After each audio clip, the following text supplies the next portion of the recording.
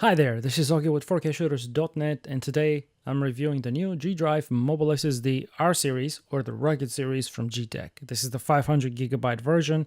This drive is also available in a 1TB and a 2TB version.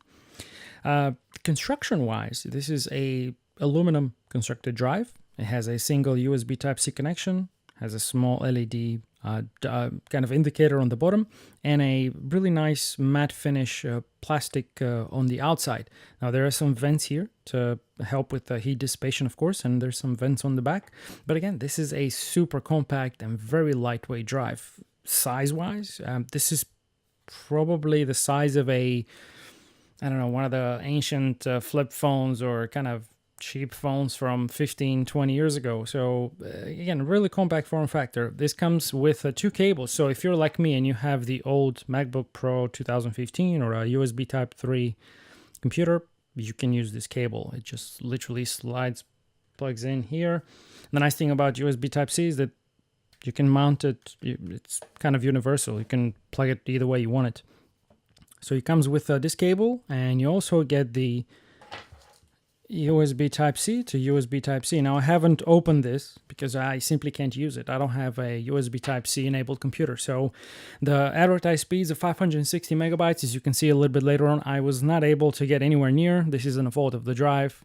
This is a fault of my USB Type 3 2015 MacBook Pro. This drive is something that I used in the field frequently in the last few weeks as a backup drive. I did do some light 4K editing in the field. Again, if you have a more powerful computer in the field, you can pretty much do 4K 30p is not a problem off of this drive. Now, my 2015 MacBook Pro is really sluggish. It is it's not a machine I would consider editing 4K frequently on. So okay, a few other kind of interesting things about this drive. On the box here, as you can see, it has an IP67 rating, which means you can submerge it in water for, I believe, up to 1 meter. It will survive kind of dusting and any of those adverse weather conditions. So if you're shooting near a beach or on a beach, or if you're in a desert, or if you're up in the mountains and you even drop your drive, it will technically survive a 3-meter drop. Okay, moving on to the speed test. As you can see on the screen right now, I did manage to get about 320-ish type of megabytes per second read speed, which is very good. I mean, for a USB 3 computer, this is great. I'm fully confident from what I've seen other people test online that I can get very close to 560 megs. Probably on the read speed side, not the write. If I had a USB 3.1 type 2 connection or USB-C.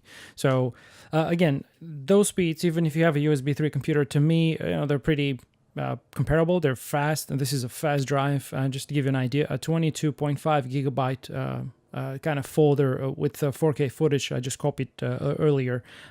It took me about 1 minute and 10 seconds to copy, which is great.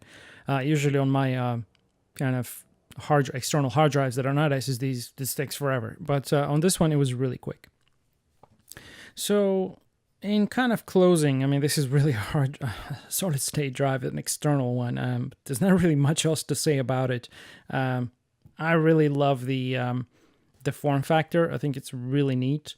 If there were a few things I didn't like, I think it only comes to one, actually. It's the cable. Now, the cable is fine. There's nothing wrong with the cable. It's really short. Now, some people seem to really love the fact that it's really that short. I guess this drive is designed to obviously plug it in, and then you just leave it flat like this, and you connect it to your laptop. But I just feel that if it was a little bit longer, maybe a couple of more inches, or at least twice the size of this, it would be a lot more useful. Simply for the fact that it wouldn't be so close to the laptop. And I don't know if that makes sense to a lot of you out there, but I just prefer a little bit longer cables. Now, you do have to time up and all that jazz, but and they can get kind of messy if they're too long. But I think this size is way too short. That's the one thing. That's the only thing actually I would I would say that, I'm not a huge fan of, but other than that, this is a great drive. Price wise, in the US, they're about $170 for the 500 gig version. I believe about $290 for the 1 terabyte, and the 2 terabyte version for some reason is really stupid expensive. It's about 700 and some dollars, which, I guess, making a 2 terabyte version of this in such a small factory is very costly. So, if you're on the market for one of these, I would definitely consider the 500 or the 1 terabyte version. I just don't think the 2 terabyte is of that great kind of value, but again, some of you may be, but me, I'm definitely considering getting one of the 500 gig version. It's just, I love this drive. This is really nice. So if you guys like this video, give it a thumbs up, subscribe to the channel for more content like this in the future, and do check out my kind of post on the blog in the link below. Thank you again. Until next time. Bye.